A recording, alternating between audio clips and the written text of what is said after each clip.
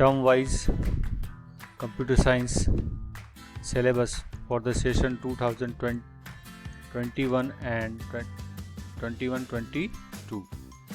Okay, तो CBSE ने term wise syllabus display कर दिया है और उसके अकॉर्डिंग जैसा आप जानते हैं कि क्लास 12 कंप्यूटर साइंस में आपके 3 यूनिट है।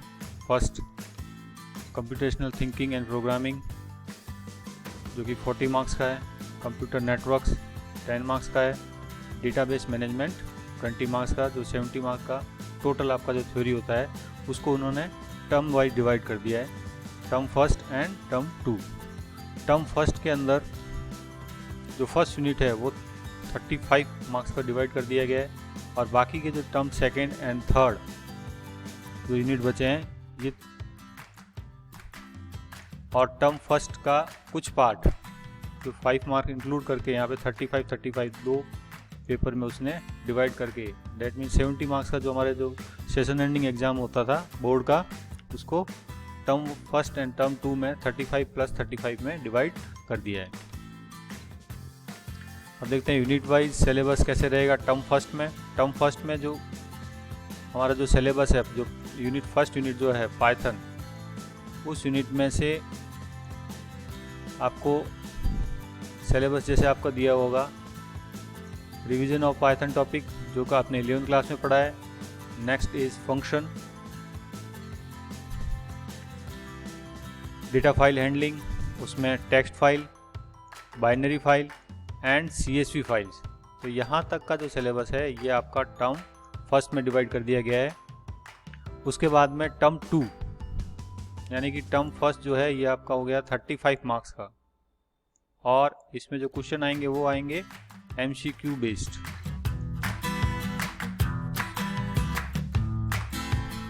और क्वेश्चन पेपर का पैटर्न भी CBSE ने रिलीज कर दिया है।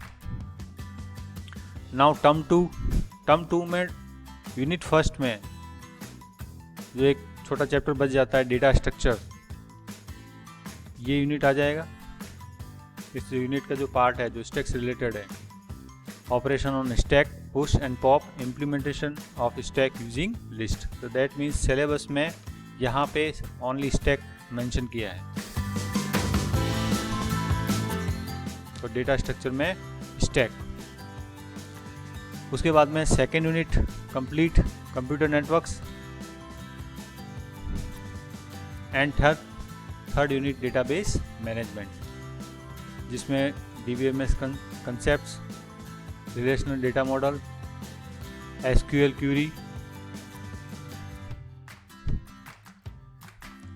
And interface of Python with SQL database, ये सारी चीज़ें हैं वो आपका टर्म 2 में डिवाइड कर दिए गए।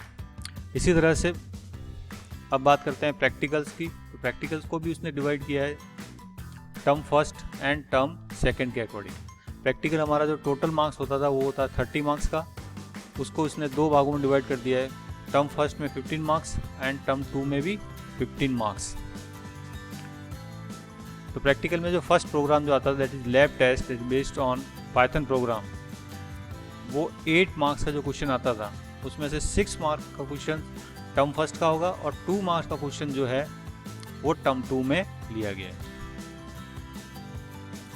Next 3 SQL query based on 1 और 2 tables, output question based on SQL queries. ये आपके 4 मार्क का क्वेश्चन है जो कि कंप्लीटली टर्म 2 से लिया जाएगा। नेक्स्ट रिपोर्ट फाइल में भी टर्म फर्स्ट एंड टर्म 2 को डिवाइड किया गया है। टर्म फर्स्ट में मिनिमम 15 प्रोग्राम होने चाहिए, इसी तरह से टर्म 2 में minimum 3 program based on term 2 syllabus. तो टर्म 2 सिलेबस कौन सा था हमारा, जो ये स्टैक डेटा स्ट्रक्चर जो टॉपिक है इसके बेस पर आपको कम से कम मिनिमम 3 प्रोग्राम आपको इसमें बनाने पड़ेंगे।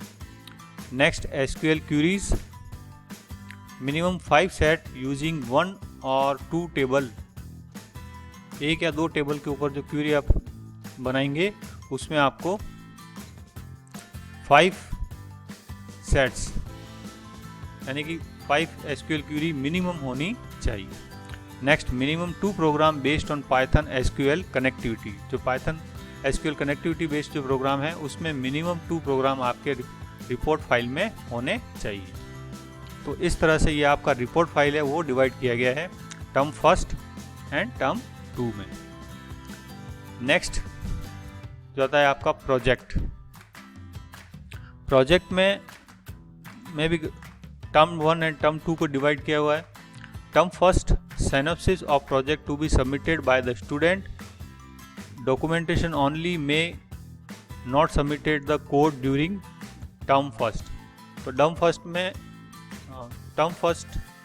में आप सिर्फ डॉक्यूमेंटेशन सबमिट करें, अगर कोडिंग नहीं दे पा रहे हैं तो कोई दिक्कत नहीं है, कोडिंग देना जरूरी नहीं है। लेकिन टर्म 2 जिसमें फाइनल कोडिंग प्लस वाइवा आपको सबमिट करना पड़ेगा। तो coding project student will be allowed to modify their term 1 document and submit the final execution code. तो आपको टर्म 2 में प्रोजेक्ट कंप्लीट कर करके सबमिट करना होगा। उसके बाद next viva voice. Viva 3 marks का है, उसमें से 2 मार्क्स आपका टर्म 1 और 1 जो है टर्म 2 से लिया गया। ठीक है, इसी तरह से प्रोजेक्ट आप देखिए, प्रोजेक्ट टोटल 8 मार्क्स का है, जिसमें से 3 मार्क्स टर्म फर्स्ट के लिए दिया गया और 5 मार्क्स टर्म 2 में दिया गया। तो इस तरह से ये कंप्लीट सिलेबस है, उसको टर्म 1 एंड टर्म 2 में डिवाइड किए गए हैं। बाकी उसके बाद में गाइडलाइन भी दी हुई है कि किस टाइप के प्रोग्राम्स होने चाहिए, वो आपको दिए हुए हैं। टर्म फर्स्ट में पाइथन प्रोग्रामिंग से रिलेटेड कौन कौन से प्रोग्राम होने चाहिए उसकी भी लिस्ट अवेलेबल है। टर्म 2 में आपको क्या क्या प्रोग्राम करने हैं उसकी भी लिस्ट अवेलेबल है। और सजेस्टेड रीडिंग मटेरियल है, उसमें आप कौन कौन सी बुक्स आप फॉलो कर रहे हैं वो कर सकते हैं।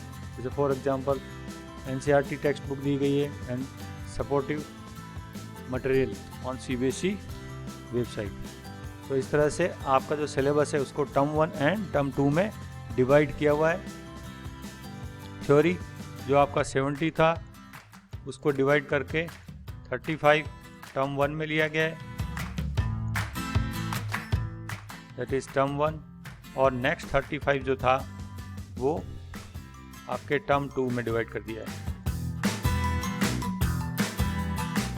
ठीक है, डेट भी आपको पता होगा एग्ज़ाम कब होगा।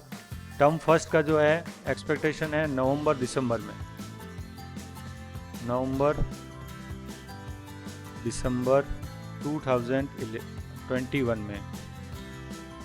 ठीक है, तो ये यहाँ पे एग्ज़ाम इस टाइम में एग्ज़ाम हो सकता है और MCQ बेस्ड क्वेश्चन आएंगे। तो इस तरह से ये सिलेबस आपका डिवाइड किया हुआ है। Thank you.